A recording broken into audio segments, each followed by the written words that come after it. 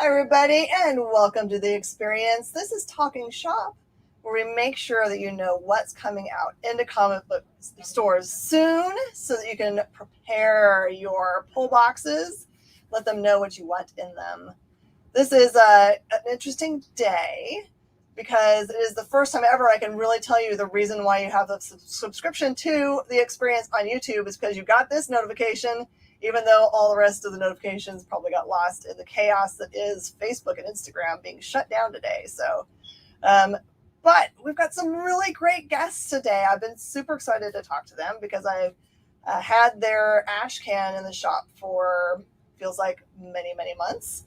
And it's about vampires, so everybody loves the vampire books. I'm very excited to hear their take on it. Everyone welcome, please, Jenna Wright and her husband, Carl Slominski.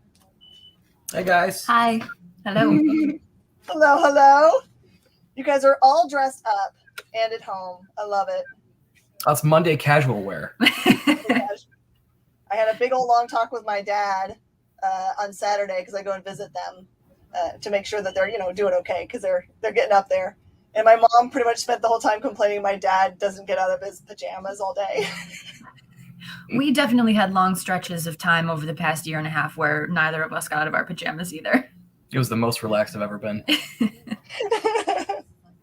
Did you go shopping for specifically for relaxed wear during COVID? Yeah, as my sister would call them, comfy pants or just pants without a waistband is what you need. It's true. I call them give-ups because I've clearly given up. I love it how everyone calls it now I've gained my COVID-5, but this it has this it can't be just because I ate a lot of food. It's I'm blaming it on COVID, the whole thing. Exactly. Oh yeah, absolutely. So you guys haven't been just hanging out in your pajamas on. Quite clearly, you guys have been creating. We've been doing our best. We've definitely had our kind of binge TV weekends too, where you just kind of need to unplug the entire world. But yeah, not much really changed for us. Our schedule remained pretty much the same, just a lot less interacting. Yeah. So do you have other careers outside of comic creating? Yeah, I actually write film screenplays. So I'm a screenwriter as well. And then Same. I roped him into screenwriting and he roped me into comics. Yeah. So do you work primarily on film or for, it's kind of like a weird line now, right? For the film for theater and film for streaming kind of is on the same playing field right now. Yeah. Primarily it had been film for theater, but now with the rise of the streamers and how well, how many there are, they're certainly a force to be reckoned with. And there are a lot of places with a lot of money who want to spend it on a lot of content. So it's good. It's it's Wild good. West right now. Yeah. When you're approaching script writing, when you're thinking about the differences between those two things, do you write them completely differently if you know where they're supposed to land? I would say no. I'd say the biggest difference would be if you were writing for a limited series, like a television show or a film. But if you're doing film, whether it's streamer or studio, it's mostly just got to be the same structure, same beats, same time length. It's you don't really have to delineate for that. No, not that I've found. I didn't know if you knew it was going to streaming, if there was a certain play length that they wanted to aim for or not. No, I don't think so. And I think that when things go out, I know that things have been a little rocky during the pandemic the past, year and a half or so, but you're not probably just going to target streamers or just going to target traditional buyers. You'll just go to all of them and hopefully they'll bid between themselves and get you the best price. So what was the very first script either of you wrote? I'm always interested to see where it started. Oh man, I'm still a baby screenwriter. So the first script I ever wrote, I write primarily in genre. I write horror, I write sci-fi, I write thrillers. And the first thing I ever wrote was a rom-com. and it was not good. She's not very romantic either. So No, it's more sci-fi. it had to be romantic and it had to be funny. Two of things I'm not. And I can attest to this. Yeah, and then we set that aside because I have a screenwriting partner as well. His name is John, that I work on some things with. And it was way back in the day, and I said to him, do you know what's hot right now? Because this was 2010, 2009. I was like, Taken, contained thrillers. That's what we're going to do. It's going to be a contained thriller. And then so ever since then, it's been thrillers, it's been horror, it's been genre, and I find myself much more at home doing those things. I'm not good at being funny on command. I am. He is. Perfect.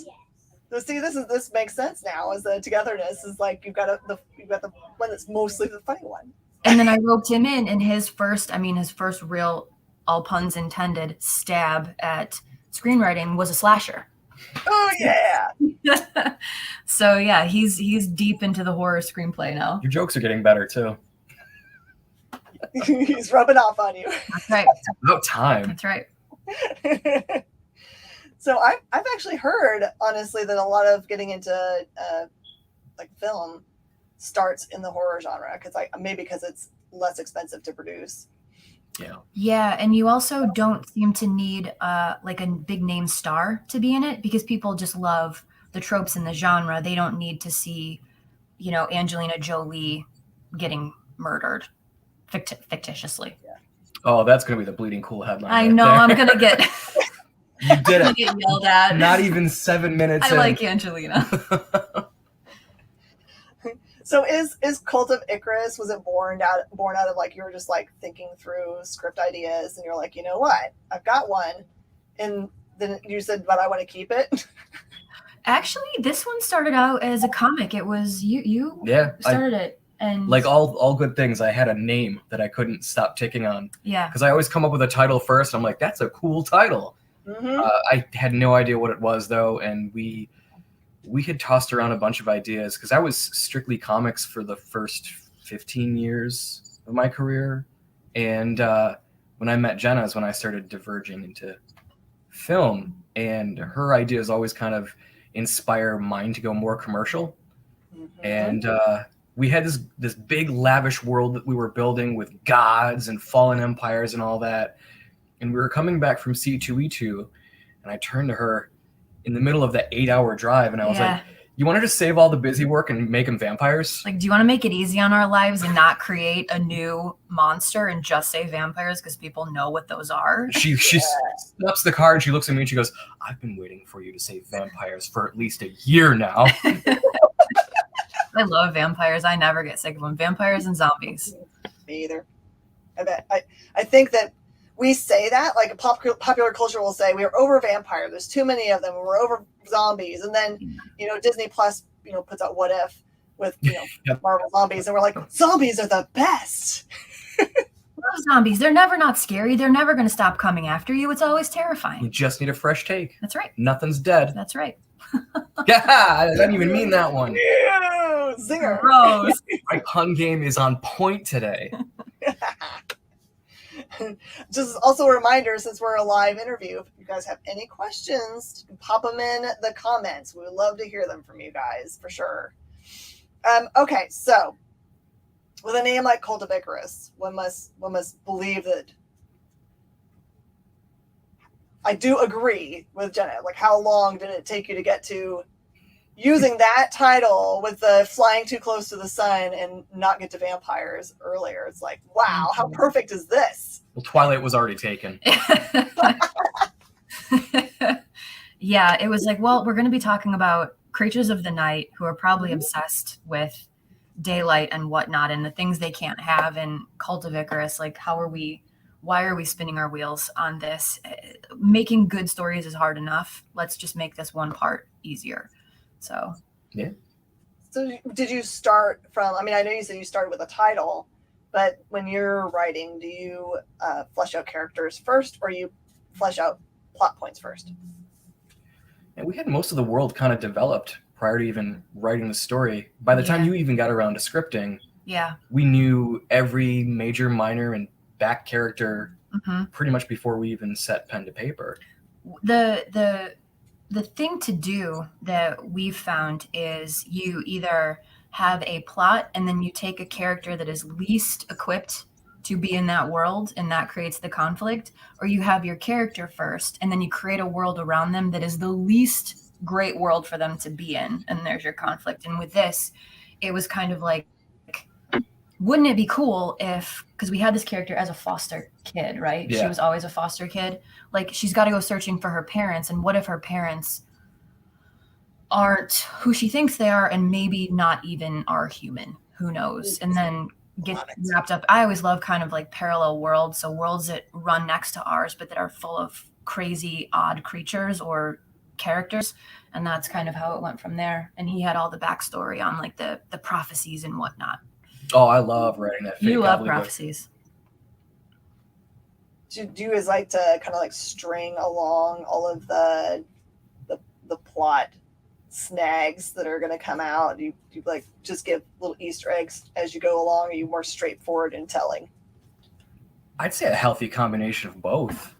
Yeah, some pop up, some you don't even realize are going to be there until you start writing. And then you're like, this would be a great thing to throw in to complicate something. But others, the big milestones, I think we had plotted out beforehand, because you have to know where you're going. Yeah. And then you can just make it hard for them to get there.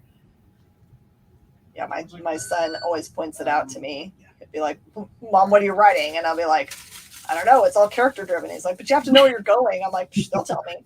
The characters will make those decisions for me. They'll tell me. Right. It's like, don't write like me.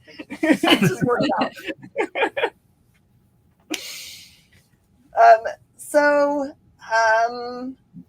Gosh, I'm sure that there's not a lot you guys can tell us in terms of like big plot points, but is there kind of if you were going to give somebody a pitch that would make them be like, I cannot not now have this in my poll box? I think Spin it. I think the thing that will hopefully captivate people is that this girl goes to find out what her lineage is, who her parents are. And not only does she find out that they may or may not be vampiric or, witchy or whatever in nature, but that she herself may also, because of this, possibly be a harbinger of the apocalypse because of who she is. And so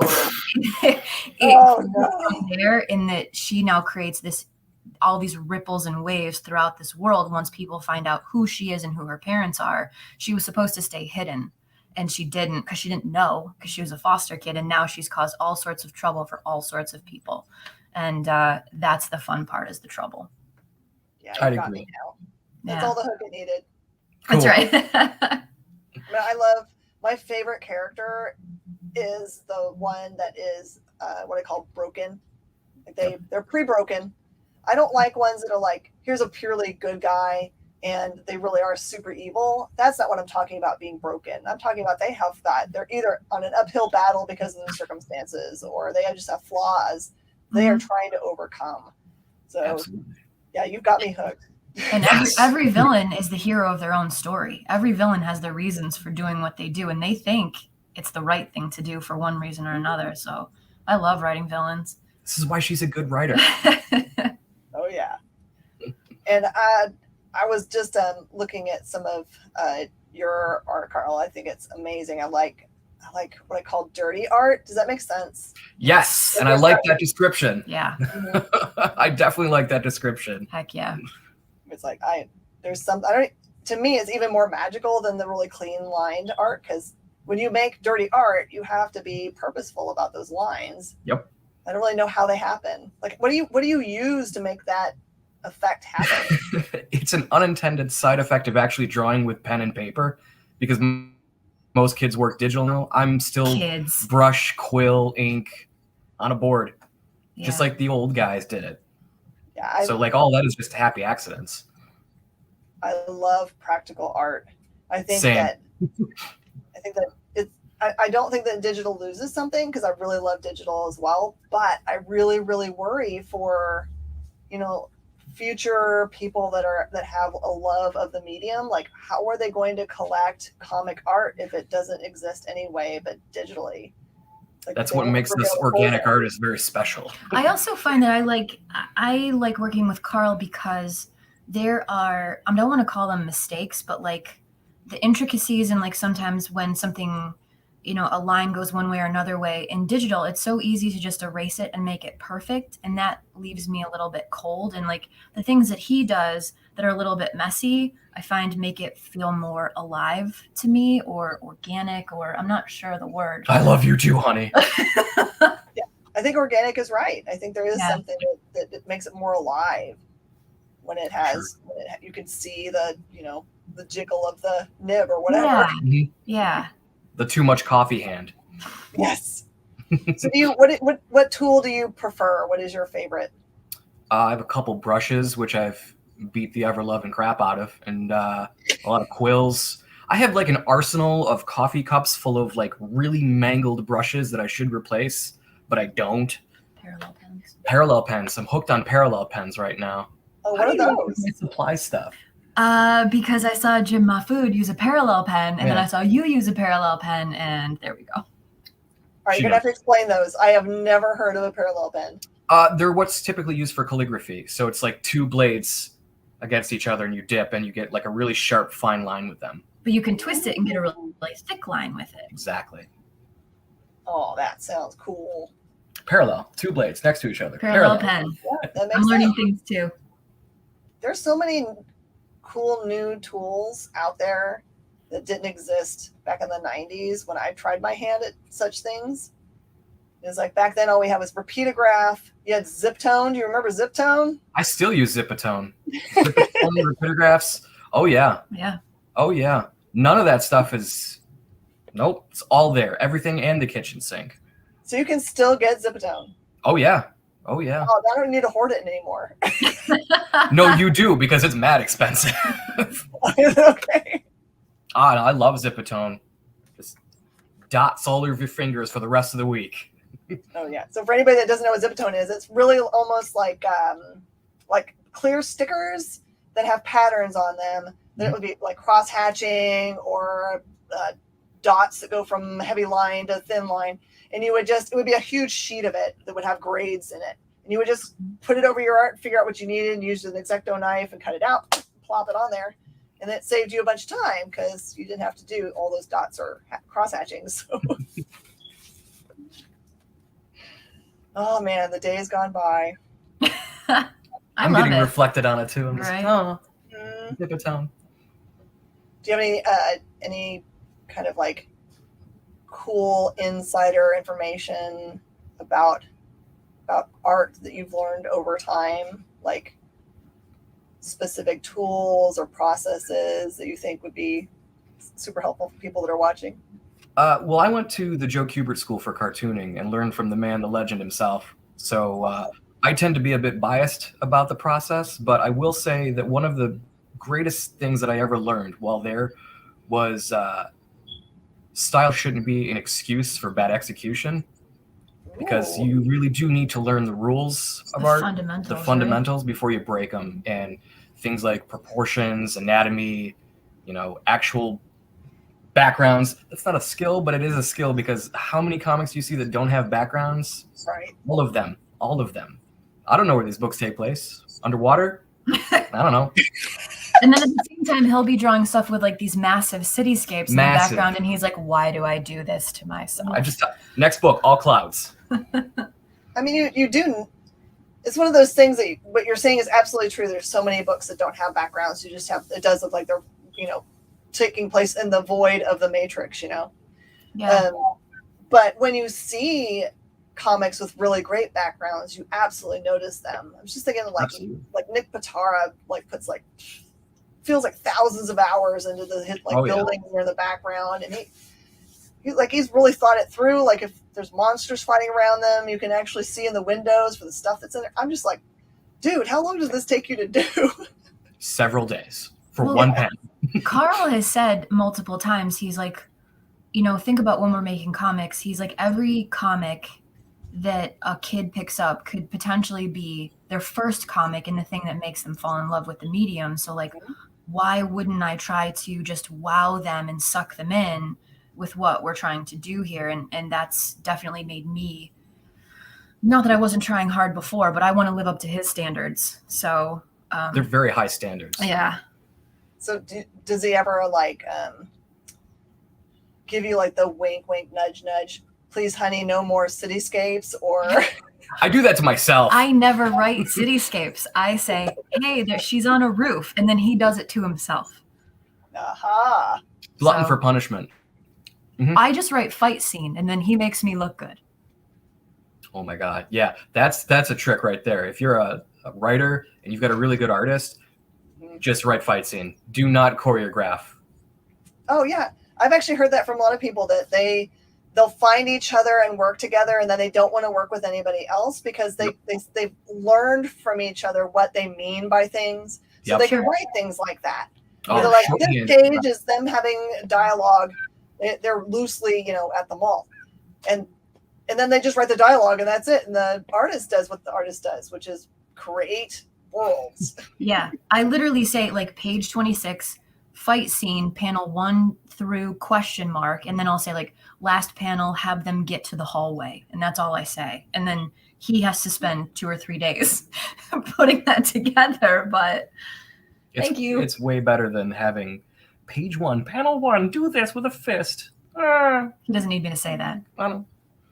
I'll give you something that looks way better. It's true. That's true. Confidence. That's right. Well, I mean, also, you probably know much more what the other are thinking without having to talk because you're married, and there's just stuff you learn about each other.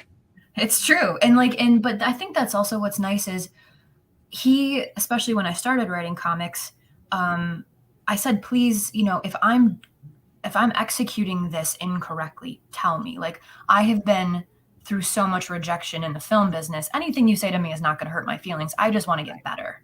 And so he absolutely gave me a crash course in writing because I'm the type of person who doesn't want to do something if I'm going to do it poorly. So I was like, put me through comics boot camp, teach me what to do. And he really did. And it's a really nice working relationship that he can say, hey, just write fight scene. And I can say, hey, did I put the page turn here where I'm supposed to? Like, tell me if I'm screwing this up. Does the voice sound right? Does this work? Am I giving you too many panels? Like all of this stuff. It's really nice to work with somebody that you can be completely honest with, I find. Absolutely. And it's okay if I cry every once in a while. Why? We have a question. It's a screenwriting question. Sure. Is Save the Cat still a must-read for new screenwriters, or is there a better guide? I would say We lost him. Save the Cat. So Save the Cat is kind of like the go-to screenwriting manual. And it is still very helpful, especially if you are first starting out. Like he was saying, it's always good to know the rules so you know when to break the rules. But I would say once you read it through, the most important thing is to internalize the rules so strongly that you then feel comfortable breaking them. Because if you only follow Save the Cat, your screenplay will feel very by the book, by the numbers. It won't have that emotion. It won't have that. The readers who have been reading for long enough will know. They'll say, oh, they're Save the Catting me. Like this is from Save the Cat. So I would just say it's good if you're a beginner. If you really want to get the best education in terms of screenwriting, it'd be to read actual scripts, which there are tons of databases out there. One that I know of that's really good is scriptslug.com. And you can just read the actual screenplays from the movies. And if you watch the movies while you read the screenplays and you can see how it gets broken down, best education in the whole world. Can I tack onto that? Yeah, Yeah. please. The person that wrote Save the Cat sold one screenplay in their career, and it was a movie from Disney called Blank Check. Really? I Yep. don't think I knew that. Oh, you didn't know that? I don't think so. Ooh. Yeah, so if you've got Disney Plus, check out Blank Check and see if you want to be taking advice from that guy. I'm gonna tell you something. No, you do not. So you guys are script writers. So what script that is out there do you think is a master class that people should seek out and read? Oh. That depends on what your goal is as a screenwriter. If you're a genre writer working in the horror or sci-fi space, some of those are not the same on the page as they are in the film, because a screenplay is just a blueprint. Yeah, a lot of that's in the execution from the director. I would say screenwriters that you can always count on to do a really good job. Like, here's the thing. Aaron Sorkin is a brilliant writer, but there's nobody who can get away with writing the way that Aaron Sorkin does. You can't start writing like that. And like Shane Black, if you were going to read the screenplay for Die Hard, he pulls a lot of stuff in that screenplay that if everyone else tried to do it, would get them thrown in the trash. So I would Again, say, those are examples of people that have been doing it and break the rules because they've been doing it. Yeah. So Eric Kaiser is a good example. Eric Kaiser is a wonderful writer. He wrote Arrival. That Yes. movie Arrival. I'm obsessed with his stuff. Oh, good. Yeah, he's wonderful. He's a very wonderful human being as well. Done some comics work too. Mm-hmm. He's written Yeah. so many like languages for film and Yeah. stuff. It's just like I don't know where he pulls all of it from, but it feels Yeah. so unique. Every time that I see it's language by Eric Kaiser, of course. Yeah. He's one of those guys that you read his scripts and you're just like, all right, I quit. He's also very efficient on the page, and I think that's another skill that, when it comes to screenwriting, is something that's learned over time through trial and error. When I first started, I way too much. A lot of black on the page. And what you want to do with screenwriting is have as much white on the page usually as possible. You want it to be a fast read. You want them to keep going. Just like in comics, at the end of a page, you want to end on a page turn that gets them going. They have to know the answer to a question. In screenwriting, you really want to hook them early and then keep them going as much as possible. And a lot of black on the page slows the read down. So there has to be a pretty good reason for it. That was a good question. That was a really good question. Sorry if I hurt your feelings with Save the Cat. No. So this is also, I think this is JD asking the questions, which he works in film also. It says, consistency is important in screenwriting and comics too, I assume. Yeah. So, so we get down to our last couple minutes here. This has flown by. It has. Yeah, it totally has. So, Cult of Icarus, do you have a release date yet? As far as we know, the first issue comes out at the end of December. Of course, that's all contingent upon any sort of shipping delays or printing delays, but we are in previews now, I believe, for a tentative December 29th release date for issue 1. Oh, that's wonderful. Yeah, It is. we're excited. Can you share your social media, at least where you interact the most, so people can follow you? Sure. I am on Twitter and Instagram when it's working, at Jenna Lynn Wright, JennaLynWright. And I'm at Carl Sluminski on every platform except Facebook or slowmotionart.com. If you want to spell it, just look for Carl Art. It's You'll- SLO, slow motion art. Slow motion. Okay. Thank you guys so much. I appreciate you. I'm hoping that we'll have you back closer to December when it releases. Absolutely. This was a blast. Get that hype train going. It was so nice to talk to you. Thanks for having Thank us. you guys so much. Everyone stay tuned here on The Experience. We have another great interview coming up right after this break.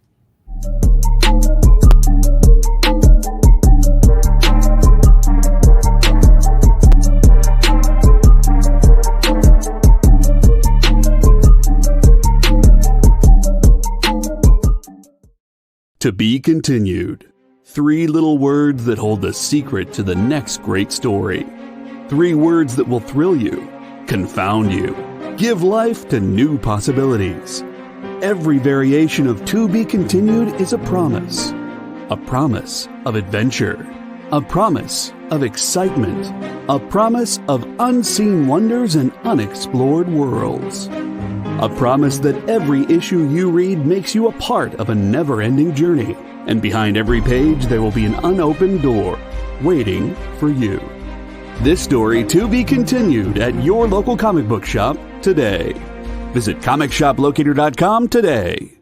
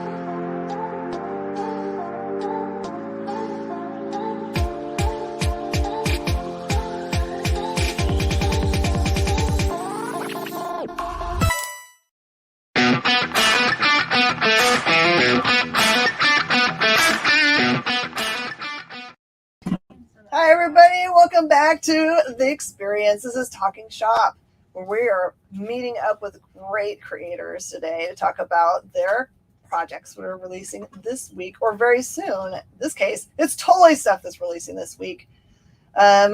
Putting his fingers into the pie that is Jennifer's Blood by Dynamite. This is Fred Van Lente. Hello, Jen. Good to see you again. Do I get to see you in New York in a few days? You will. I will. Yep. I'll be in Artist Alley next to Ryan Dunleavy, my frequent partner in crime. We're going to be A19 and A20, respectively. So. A19, A18. I'm trying to remember where that is in the room. It's towards the back. New York people, if you've never been to New York Comic Con, I will tell you that this is kind of a cool setup. Now, at first, it sounds like that they put people, the undesirables, down a different level because Artist Alley is down kind of like on the next level down. But right. It is this huge hall that you have to go near if you're going to the bathroom. So everybody ends up there. Well, I think there's only the two halls this year, right? Because they're reducing capacity. So there's the main floor, and then there's Artist Alley, and I think that's basically it. Back in the day, I have just to show my age, I have showed at every New York Comic Con. When did it start? Since it started, which started in 2007, I want to say. Okay. How is that showing your age? 2007, you could be a baby still. That's true. Well, yeah, you're right, Jen. I am 14 years old. I first showed up as a baby. I thought you were going to say like San Diego Comic-Con, which was like 1975 or something. No, well, there was a weird sort of, when I first moved to New York City in 1995, there was a real like desert for Comic Cons. I think there was a Javits show, like right when I moved in. Javits is the big, really ugly convention center here in New York City. Sadly, we don't have the world's greatest convention center. My wife, in fact, worked for a time for the architecture firm that actually was redesigning it. You remember when Artist Alley had its own building at New York Comic Con? Like you'd go down a hallway. Technically, it was a temporary building, and Crystal worked for the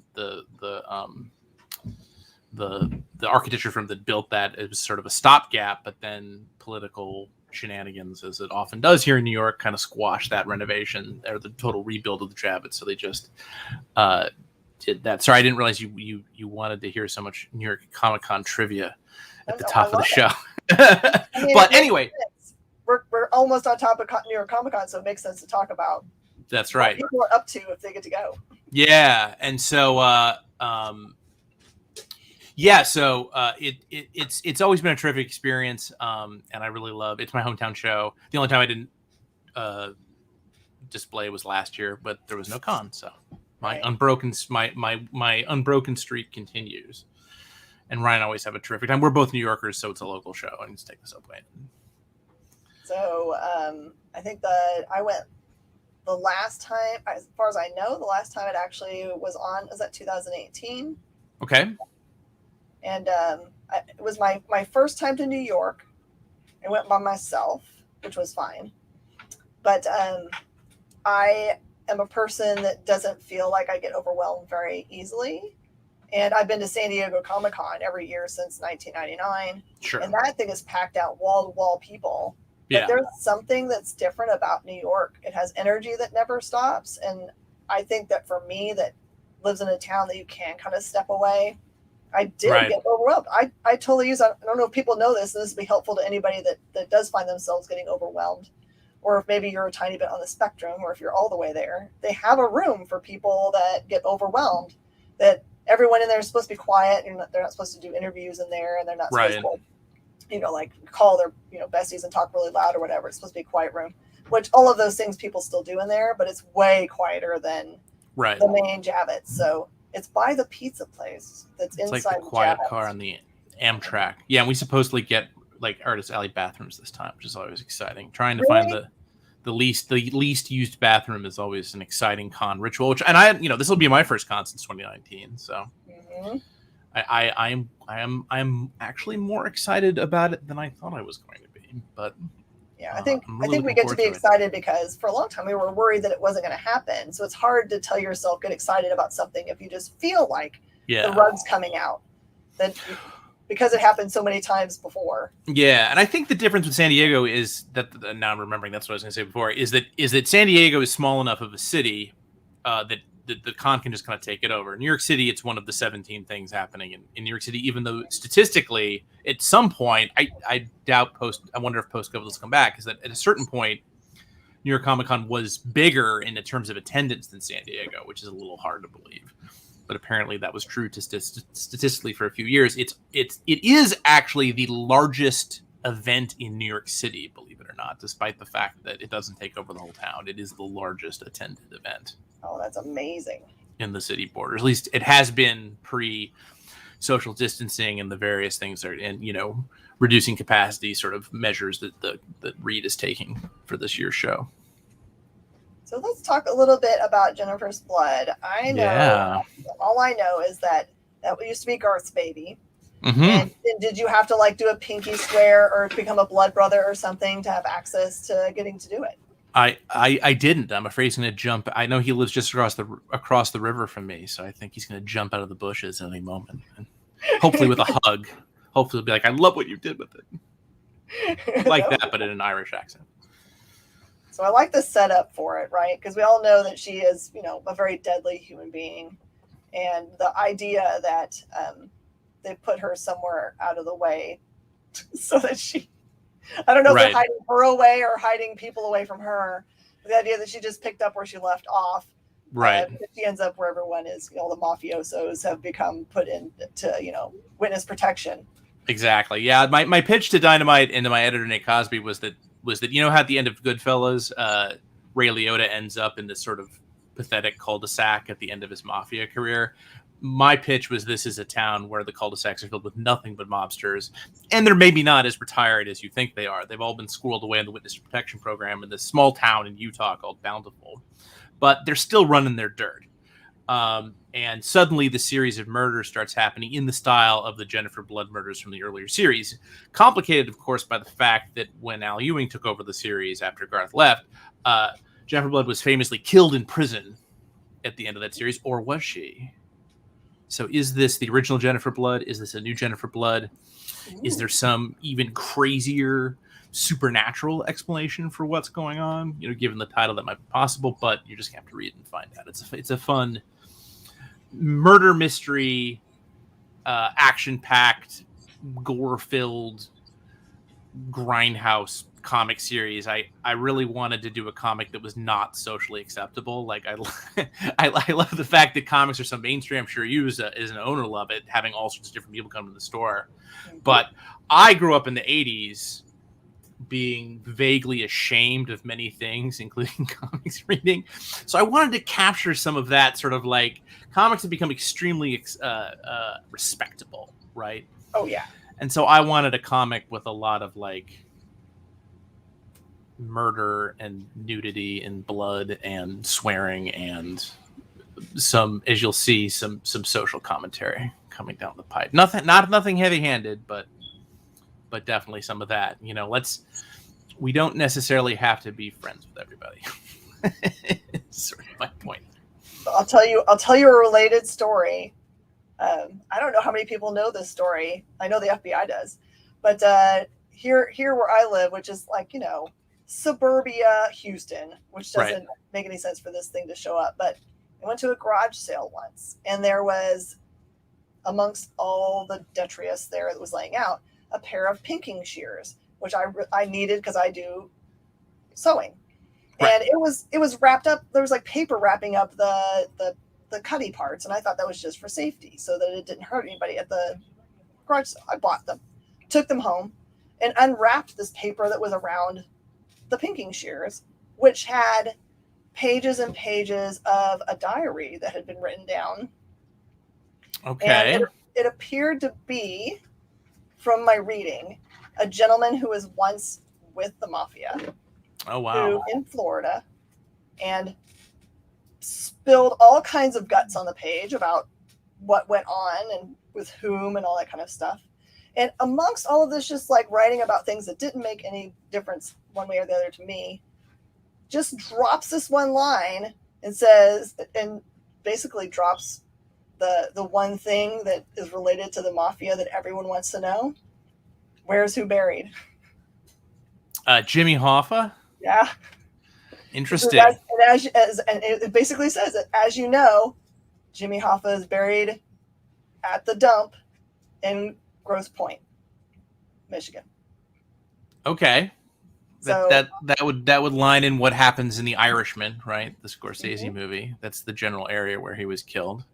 So I actually when I read that and I realized what the importance of the letter was, I actually sent it off to the FBI and I said, I don't want to know what you do with this. You don't have to follow up with me. I just feel like you should have this. Right.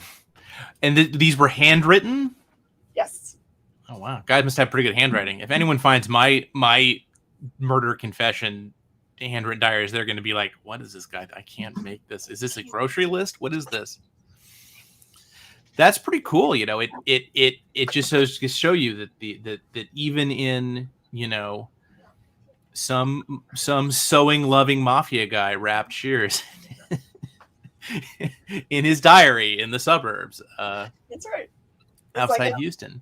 I know a lot of people will be like, "Oh, someone just set you up." But it's like, it doesn't make any sense. Like, why would anyone believe it? Anyone would even read that or understand, read it long enough to think that it's anything? Right. Yeah. I'm a big believer. I don't really believe in conspiracy theory, and I've written a lot about conspiracy theories. But like, I believe in stupidity theory. Like, people do people do inexplicable things all the time because it makes sense to them in their little noggins when they do it, but that they stop to think about it, or if anyone else like described, you know, if they had to describe to anybody else their reasonings, you'd just be like, "What are you talking about? That doesn't make any freaking sense." That doesn't make a lot of sense. You're right. In the early 90s, I think it was the FBI, or it might actually have been the CIA, declassified all these documents regarding the JFK assassination. And like, again, this is what I'm talking about, stupidity theory. Apparently a significant portion of the files were newspaper articles and magazine clippings that they had amassed, and they literally just stamped top secret on it. Now, stop and think about that for a second. They're trying to classify Time magazine simply by stamping top secret on it. Like, that's not a thing. That's not a thing that happens. You know, so that's definitely so. No, I have no doubt that's genuine. Whether or not he actually knows where Jimmy Hoffa is buried and is himself delusional and full of crap is anyone's guess, and maybe Sorry? I love our producers put down, everyone knows the Hoffa's buried under the end zone of the Giants Stadium, except for they've scanned all that area about 1 billion times for different TV shows. That's not where he is. That is the Meadowlands, right? That's the Meadowlands theory. That is what is put forward in Danny DeVito's film starring Jack Nicholson, Hoffa. But the Scorsese film, The Irishman, which came out 20 years later, says that it was Michigan, which, given Hoffa's connection to Detroit, makes a little bit more sense. To me, but so cool. So in Jennifer Blood, given that you started with a dead character, did you feel free to, did they just tell you as you will, whatever you like? Pretty much. Want to say she might not be dead though. Okay, sure. Theoretically, she appears to be dead. Theoretically dead. Basically, you know, we wanted a self-contained story, but and this is also very important to me, is I didn't want to do a reboot. Like, this is not a reimagining of Jennifer Blood. This is taking everything that Garth and Al and their collaborators did and moving it forward. So it's absolutely a continuation of the story. And you know, I write, as you may know, I write mystery novels sometimes, like Tended Comedians and The Con Artist, and I pride myself in being a mystery writer. So this is I wouldn't go so far as to say that before you got to issue 5, you could be like, "Oh, I know exactly how this is all being done," but you know, the clues are there. Oh, so we should pay attention. You're dropping breadcrumbs, is what you're saying. Absolutely, and in fact, come to think of it, which is very relevant to your story, the mafia people in Bountiful, they can't leave. So the problem is, what makes this such a great environment for Jennifer Blood, the sort of female Punisher, to operate in, is that all these people are basically trapped here in Bountiful because they can't leave without violating the terms of their plea agreements, which would mean theoretically they would all go back. They would go to real prison. Mm-hmm. So the mafia dons who run Bountiful get this Julietta Romeo, who is who's Europe's greatest assassin. They get her incarcerated in Bountiful as well, and so she's hunting Jennifer Blood. So I wanted Jennifer to have someone who was of her stature, right? Have a nemesis who was kind of like,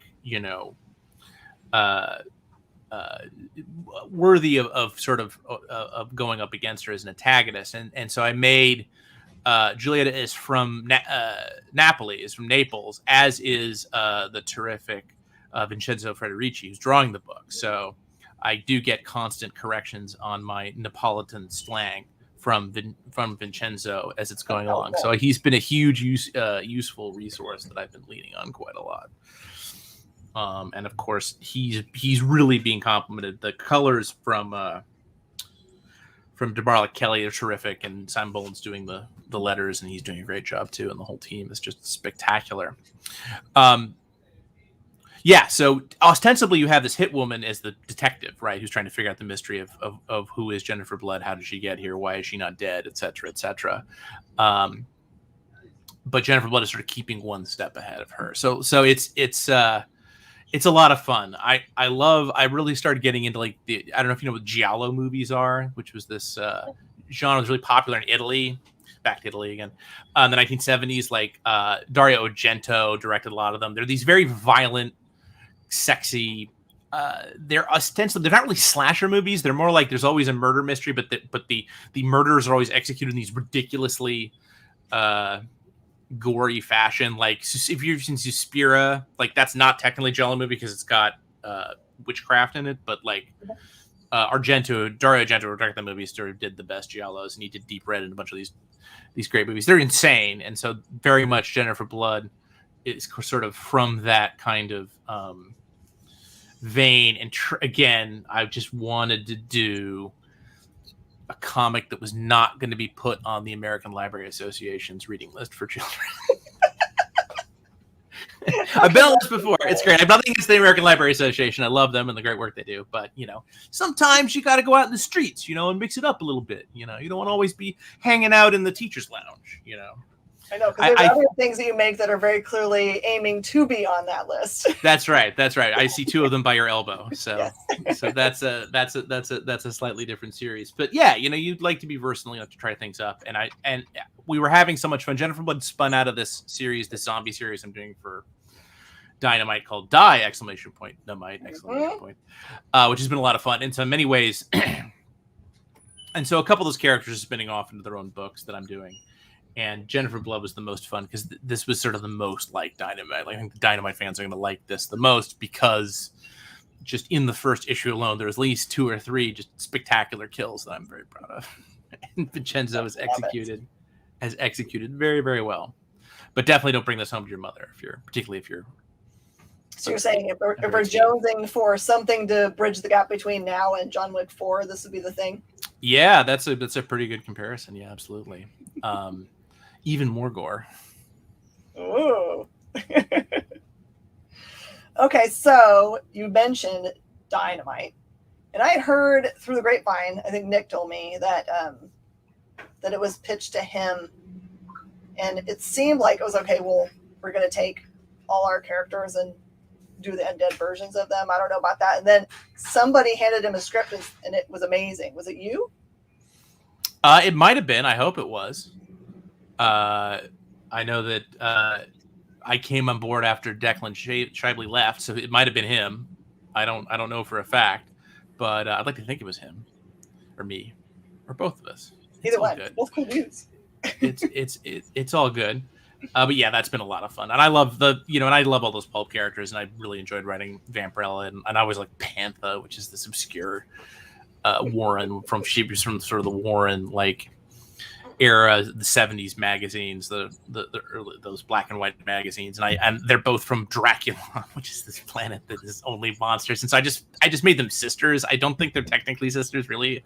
That's not canon. But the idea of these two vampire werewolf sisters bickering with each other constantly just amused me greatly, and they've been a lot of fun to write. Ash is great fun to write. That was sort of the new character that we got for Dynamite. lives, and then for season 3 we've got another really big heavy hitter coming along, so kind of excited to push up my sleeves and get started on that. Oh, that'd be so awesome. Absolutely. I just thought of a cool question and it like escaped because you said something else cool, and I was like, oh wait. Bring them. I'm not going anywhere. Just feed me more questions. It's all good. Oh, I remember what it was. So I think the only person that could tell you whether you're right or wrong, honestly, about whether they're related is probably someone like Craig Yo. Interesting. I bet you're moved right. out to- That's true. Well, it's one of those things. Berlin. Well, it's one of those things where they've both been retconned kind of a lot. I was just going off of like in the original 70s magazine, she was like an ancient Egyptian princess, cursed. But then a few years later, as we find out, no, she's from Dracula. And again, where you find out that are there Frankenstein people in Dracula? Are there mummy people in Dracula? Maybe, probably. There will be now if I certainly keep writing these characters. But yeah, I just like the idea of Goodness. of merging all the stuff. And what's cool about that is that when you do this zombie stuff, because obviously I did Marvel Zombies for many years over at Marvel, is that they sort of let you do whatever it's in Marvel's case, I was tickled pink to see that they actually did a what if on Disney Plus of the Marvel Zombies, because in 2008, when I took over the Marvel Zombies franchise, they wouldn't let me use Captain America, Iron Man, Spider-Man, because that was still, I think the Disney sale had I think they were in the middle of the Disney sale, but like the upper echelons of the company, like above publishing, were like, we don't want any investors or the mom of a 12-year-old to see Spider-Man eating Aunt May's face off, which I get. But like a lot of my time at Marvel, I was like the one-man Suicide Squad for Marvel. They would always give these crazy edicts on the things I was supposed to do. So I had to do Marvel Zombies without Wolverine or Spider-Man or Captain America. So I said Machine Man. It still sold really well. I think it's still my best-selling comic of all time. I still get nice royalties for it, but that just sort of proved that and then the next one, then when that was successful, then they let us do more of the main characters and stuff. We always ended up portraying Machine Man and Howard the Duck and stuff. But it just amused me that of all places, Disney Plus has a Marvel Zombies half hour. Things have changed so much about what Disney is open to doing. Sure. And I'm thinking probably by this point, surely DC, Time Warner's figured that out as well. Because for a while they were super protective of Batman and wouldn't do anything. Even the art house book, Batman Damn, they said, nope, can't do what we previously said was okay. That's right. They won't let him do certain acts, or at least allude to it, which seems to me to be sending the children of America exactly the wrong message. Right. Like anyone really says to themselves if they look at Batman and say, he's the kind of person I want to emulate. Yeah, is exactly. Well, or for that matter, it's the sort of person who does, as George Carlin would say, man on top, get it over with quick. Style, love making. There was a whole discussion about that for a long time, about characters and what their proclivities would be. And I'd be like, oh, we've gone too far. Yeah, I know. I mean, I figure that if you are that living on the edge, you're going to be on the edge in many different aspects of your life, I feel like. But that's just my personal opinion. I only have 4 minutes, but I did want to touch on this because I saw it and it was intriguing to me. I want to watch one. Explain to me comic book deathmatch. So comic book deathmatch is a thing that I do for 13th Dimension, which is this fun retro news site and culture site run by my friend Dan Greenfield out here in New York. Comic book deathmatch is where I take two opposing, like very similar comics and read their runs next to each other month by month, like as you would if you were in 1964 buying them off the stands, or 1984, or whenever it is that the series happened. And then at the end, I crown a winner. It's extremely silly. I crack a lot of jokes. I think they're a lot of fun. People really seem to dig them. The first one was, you may know the story, Jen, that supposedly that Fantastic Four came about because Martin Goodman, who owned Marvel, told Stan Lee, let's do something like Justice League, because Justice League came out and was selling very well. So I read Fantastic Four and Justice League side by side and decided to pick the winner. New Teen Titans was always said to have been inspired by the Chris Claremont X-Men, right? So I read Uncanny X-Men at the exact same time it was coming out with New Teen Titans, said which one was better. The most recent was fun because I'm a huge Doom Patrol fan, and so Doom Patrol is about a bunch of misfits being led by this really smart guy who's in a wheelchair. And a couple months, it was 2 months after Doom Patrol debuted, another superhero team of misfits led by a guy in a wheelchair called the X-Men premiered. So I pitted the X-Men and Doom Patrol against each other. I'm working on the new one right now, and it's super fun. It's 2 characters I really like. So yeah, it's an excuse to read old comics and like almost have like a time capsule to sort of go back, because I'm probably, I may be the last generation of people who, because my nearest comic book store was a 40-minute drive away until I got my license. Right, I couldn't avail myself of the Space Cadets experience or anything like it. So I had to buy it off the spinner rack, and so you're always like missing issues, right? Because the news dealers don't give a crap, and they just kind of it just kind of shows up in various. In kind of a haphazard fashion. So I wanted to recreate that experience of like reading the issues as they came out side by side. And so they're fun. People seem to dig them, and I enjoy doing them. That sounds like a blast. So people can find that on YouTube, looking up 13 Dimension. No, it's not video. It is words. It's me typing. It's only for your eyeballs.